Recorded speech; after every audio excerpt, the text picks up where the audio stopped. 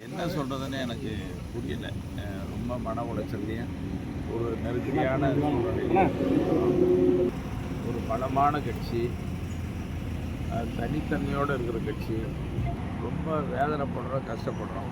நான் எதுவும் சொல்லக்கூடாதுன்னு நினச்சேன். திரும்ப திரும்ப கேள்வி கேட்குறான், நீ சொல்லி ஆகணுங்கிறதுனால சொல்ல வேண்டியதாக இருக்குது. இல்லைன்னா நான் பாட்டுக்கு ஓடி இருப்பேன்.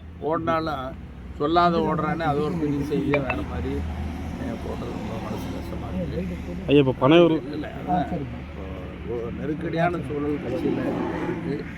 இந்த நெருக்கடி பார்த்தா எனக்கு ரொம்ப மனசு கஷ்டமாகவும் ரொம்ப வேதனையாகவும் மனசு ரொம்ப கஷ்டப்படுது. இது மறுபடியும் சீராகணுங்கிறது தான் எங்களுக்கு ரொம்ப